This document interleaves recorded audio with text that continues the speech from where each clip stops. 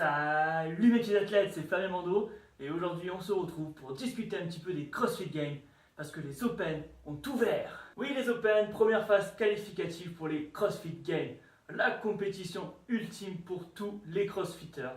Mais avant d'accéder aux Games, 5 votes de qualification sur 5 semaines en février. Il va falloir être au top et du coup nous allons profiter de cette vidéo pour parler un petit peu des CrossFit Games. Tout d'abord, rappelez-vous, 2007. Sortie du film 300. Aouh! Cette même année, en 2007, qu'ont lieu les premiers CrossFit Games. Et là, attention, ça envoie du lourd. On se retrouve dans le ranch familial du directeur des Games, Dave Castro. On trouvera une centaine de participants de tout âge, comme par exemple un adolescent et aussi un plus de 60 ans.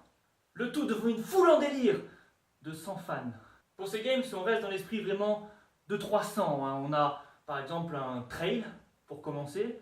Et on retrouvera une épreuve de max au back squat, au shoulder press et au soulevé de terre. L'épreuve sera également tirée au sort juste avant de la réaliser. Alors, burpees, burpees, et le dernier, burpees. Bon ben 21-15-9, départ en 10 secondes les gars. En fait on est plus sur une rencontre entre potes avec un gros apéro quoi. Au menu burger, bière et seulement 3 épreuves pour départager le premier gagnant des CrossFit Games. Qu'est-ce qu'il fait Marcel? Oh Marcel, la bière elle va réchauffer là. Allez arrête de sauter partout comme un singe. À la fin du week-end, le premier titre d'hommes et femmes les plus fit du monde sont remis à James Fitzgerald et Jolly Gentry. 2008 maintenant, on se retrouve à nouveau au ranch familial de Dave Castro avec une poignée d'athlètes triés sur le volet par la société CrossFit. Cette fois, 4 épreuves réparties sur 2 jours, avec comme seul mot d'ordre, chaque seconde compte. Fil blanc, fil rouge, coupe lequel? En effet, les 3 premiers WOD feront un cumul de points qui seront répartis sur un temps qui sera répercuté sur la finale. Chaque athlète partira donc avec un temps différent et celui qui gagnera la finale sera donc le nouveau champion. Parmi les épreuves, on retrouvera notamment un Fran, donc qui est un des WOD les plus connus dans le CrossFit. Et à la fin de ces 2 jours, c'est donc Jason Kalipa et Katie Mater qui l'emportent les 2e CrossFit Games. 2009, on se retrouve toujours au ranch familial, mais avec quelques nouveautés pour cette année. En effet, une phase de sélection sera prévue avant afin de ne garder que les 146 meilleurs athlètes. Et on ajoutera également une section équipe composée de 2 garçons, 2 filles. Il y aura également 8 épreuves pour les individuels, dont 5 sur la seule première journée. Ça sera pour beaucoup d'athlètes la journée la plus dure qu'ils aient eu à éprouver dans leur vie. Bon alors je ne vais pas m'amuser à vous décrire tous les WOD qu'il y a eu pendant cette compétition, mais il faut quand même qu'on parle d'un seul. Event 4, CrossFit Game 2009, Row and Hammer Stick. Ça en jette hein?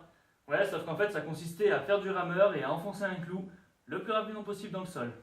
Oui monsieur. Oh! World Champion! Wow!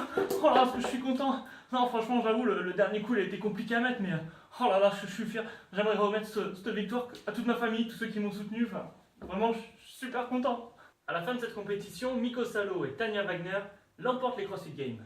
2010, nouvelle révolution, les CrossFit Games déménagent pour aller au StubHub Center à Carson, en Californie.